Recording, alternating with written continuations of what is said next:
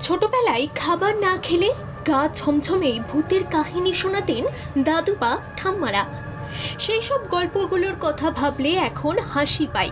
ভূত আছে কি নেই এ নিয়ে এক এক জনের মত এক এক রকম। দীর্ঘদিন ধরেই এই প্রশ্নের উত্তর খুঁজে চলেছেন অনেকেই। বলা যেতে পারে সন্ধেবেলায় চায়ের দোকানে তর্ক বিতর্কের হট টপিক এটি। যারা বিশ্বাস করেন না তারা বুকের পাটা নিয়ে বলে থাকেন সামনে ভূত আসলে দেখে নেব। তাই তাদের জন্য তেনাদের দেখা পাওয়া এবং রাত জেগে লণ্ঠনের আলো জ্বালানো কোনো এক টেন্টে বসে ভূতের গল্প শোনার আদর্শ জায়গা হলো উত্তর 24 পরগনার বাগদা থানার মঙ্গলগঞ্জ।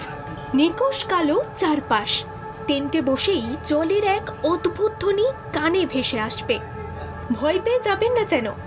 ইছামতি নদী বয়ে যাওয়ার শব্দ, সারি সারি দিয়ে দাঁড় করানো থাকে একাধিক নৌকো। সেই নৌকোর গায়ে নদীর জল ধাক্কা লাগলে শোনা যায় এক অদ্ভুতুরে শব্দ। এই মঙ্গলগঞ্জে রয়েছে এক নীলকুঠি, যা কালের যুগে এখন প্রায় ধ্বংসপ্রাপ্ত। আর এখানেই ভূতের বাস। ভাগ্য খারাপ থাকলে অনুভূতির পাশাপাশি দেখাও পাবেন তাদের। বিভূতিভূষণ অভয়ারণ্যের ঠিক পাশ দিয়েই বয়ে চলেছে এই নদী। আর নীলকুঠি যেতে গেলে এই নদীতে নৌকো বিহার করে পৌঁছতে হয়। এখানে যারা ঘুরতে আসেন সাধারণত তারা রাতের বেলা মশাল জ্বালিয়ে জঙ্গল সফরে বের হন।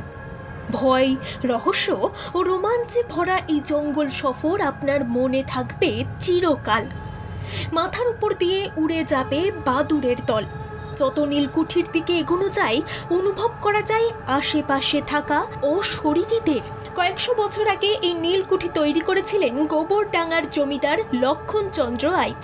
মূলত ব্যবসা করার জন্য তৈরি করা হয়েছিল এটি।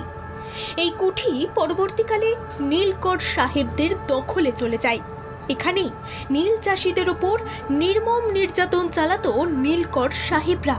তাহলে কি এই কুঠি দিয়ে ভেসে আসা আর্তনাদ কি তাদের?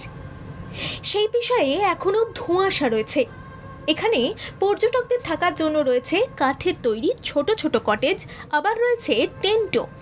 এখানে সুস্বাদু খাওয়া দাওয়ার ব্যবস্থাও রয়েছে। সপ্তাহান্তের ছুটিতে এই ভৌতিক পরিবেশের স্বাদ পেতে চাইলে শিয়ালদহ থেকে ট্রেনে করে পৌঁছে যান বনগাঁ স্টেশন।